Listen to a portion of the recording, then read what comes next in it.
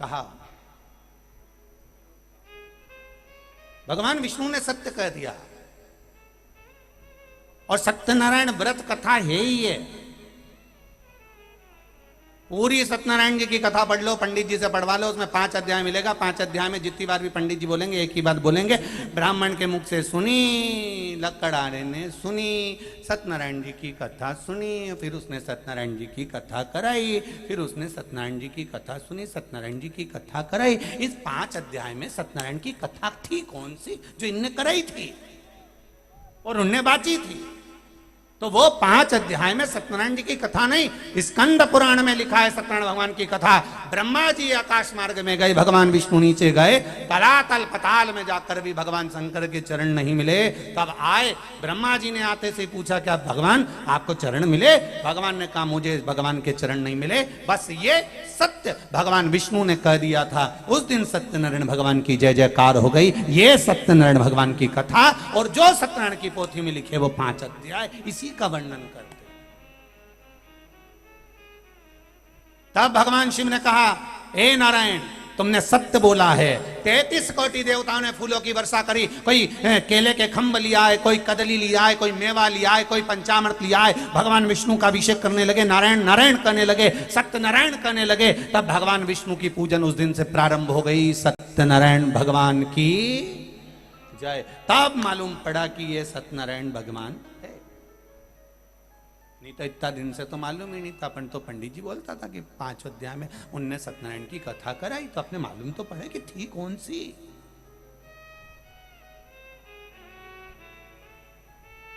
स्कंद पुराण में लिख दिया है सत्यनारायण भगवान। अब ब्रह्मा जी से पूछा तुम्हें क्या भगवान का सिर मिला? ब्रह्मा जी बोले हाँ। झूठ बोल गए, असत्य झूठ। शंकर भगवान को क्रोध आ गया, शिवलिंग में से आवाज आ गई ये ब्रह्मा झूठ बोल रहा है। ना मानो तो केतकी के फूल से पूछो। केतकी के फूल ने भी झूठ बोल दिया। शिव जी ने कहा केतकी सुन, मेरे ऊपर बेकार से बेकार फूल चढ़ जाएगा, कांटा भी मैं अपने सिर पर चढ़ा लूंगा, पर तेरे में कितनी भी सुगंध हो और तू कितना भी सुंदर हो केतकी के फूल, तो मुझ पर कभी नहीं चढ़ेगा। अगर भूल से केतकी का फूल शंकर को कोई चढ़ाएगा तो 1000 गौ हत्या के बराबर दोष लग जाएगा। उस दिन से केतकी का फूल शिव जी पे नहीं चढ़ा। केतकी ने कहा गौ माता से पूछ लो। गाय ने कहा ब्रह्मा जी को सिर मिल गया। शंकर भगवान ने कहा गौ माता झूठ बोलती है, तेरा शरीर पूरा पूजा जाएगा, पर तेरे मुख से तूने झूठ बोला इसलिए तू अपूज्य मानी जाएगी। तेरा मुख अपूज्य माना जाएगा। सनातन हिंदू धर्म में कन्यादान आगे से होता है, वस्त्र दान आगे से होता है, मुद्रा दान आगे से होता है, अन्न दान आगे से होता है, स्वर्ण दान आगे से होता है। सारी पूजन हिंदू सनातन धर्म की आगे से होती है। केवल गौ माता का दान गाय की पूंछ पकड़ कर किया जाता है पीछे से, क्योंकि इसने मुख से झूठ बोला था।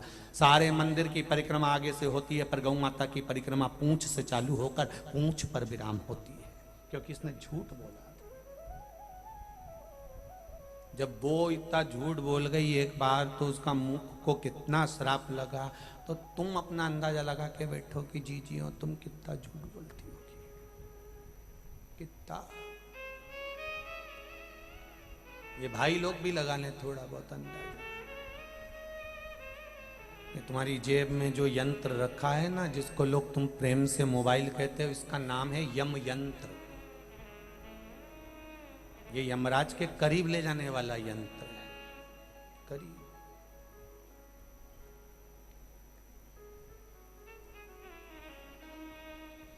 देवताओं को भी टेंशन हो गया था, इतनी कथा भागवत हो रही है तो सबकी सब मर मर के बेकुंठ आ रहे हैं, नरक कैसे जाएंगे ये।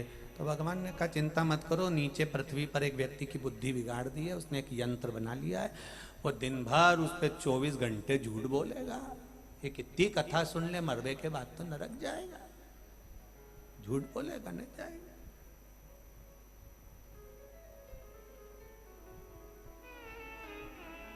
कितनी समझदारी रखी। भारत भूमि के सारे जितने दर्जी समाज है जो कपड़ा सिलता है, इनमें समझदारी कितनी आई होगी, जरा विचार करिए। संपूर्ण भारत भूमि के जितने दर्जी समाज हैं, कितनी समझदारी होगी कि इन्होंने कपड़ा बनाया, शर्ट बनाई, कुर्ता बनाया, कमीज बनाई और जेब ऊपर लगाई, वो भी उल्टे हाथ पर क्योंकि दर्जियों को भी मालूम था दिल यही होता है, तो गौमुखी माला इसी में रखना जो दिल के करीब में रहे। पर उसको क्या मालूम था ये मोबाइल फंसा लेगा।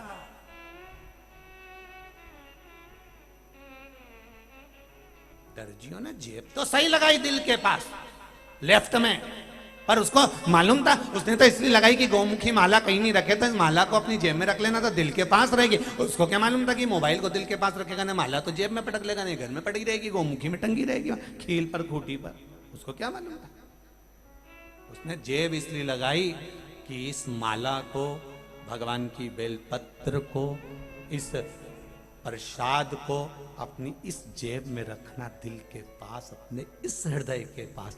जब प्रसाद दिल के पास होगा, माला दिल के पास होगी, तो फिर चिंता मत करना, अंत समय में वो परमात्मा मिल ही जाएगा, ये निश्चित है।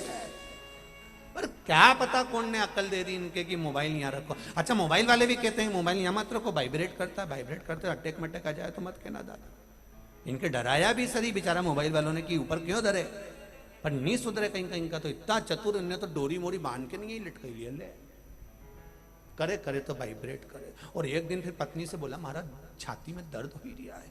पत्नी ले गई वहां हॉस्पिटल और डॉक्टर ने कहा अब समय आ गया है। तो इन्हें करा क्या, कुछ ना खाते थे ना पीते, कहीं नहीं, मोबाइल ऊपर रखते थे। सबको दिल से लगाया पर भगवान को दिल से नहीं लगा सका।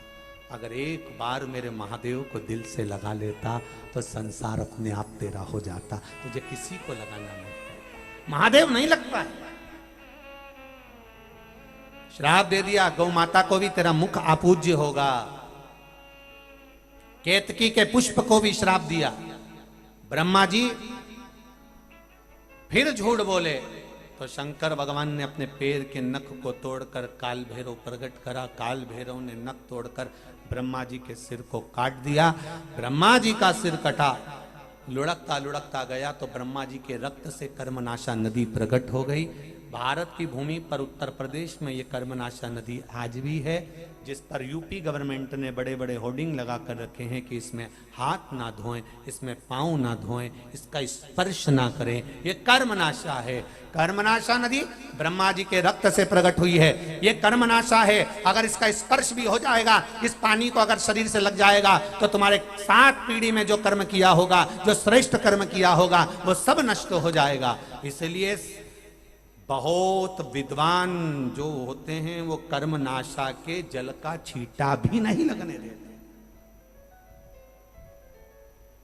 भगवान विष्णु ने कहा ये शीश कटा है ब्रह्मा जी का, इसका क्या करें प्रभु, आप क्षमा कर दो। शंकर तो कर्पूर गौरम करुणावतारम है, शिव तो सहज है, बिल्कुल सरल। सारे देवताओं में केवल एक देव ही है महादेव जो इतने सरल हैं, जिनको वीआईपी चीज कुछ भी नहीं चाहिए। आप देखना अंदाजा लगा के लिए, इनको ना पीताम्बर, ना सोना, ना चांदी, ना हीरा, ना पन्ना, इनके तो एक बेलपत्र ले जाओ चढ़ा दो, वो भी नहीं हो, मंदिर की उठा लो, धो लो, चढ़ा दो, पानी चढ़ा दो, धतूरा चढ़ा दो, ये भी नहीं हो तो 3 बार ताली बजा दो, ये भी नहीं हो तो मुंडा से बम बम बोले बोल दो, ये भी नहीं हो तो जाता जाता शिखर का दर्शन कर लो, ये भी नहीं हो तो जहां शंकर का मंदिर है उसके सामने से निकल कर जाओ और शिव को थोड़ी सी स्माइल करते चले जाओ, तो भी जगत का कल्याण निश्चित है। इतना सरल और क्या चाहिए बता।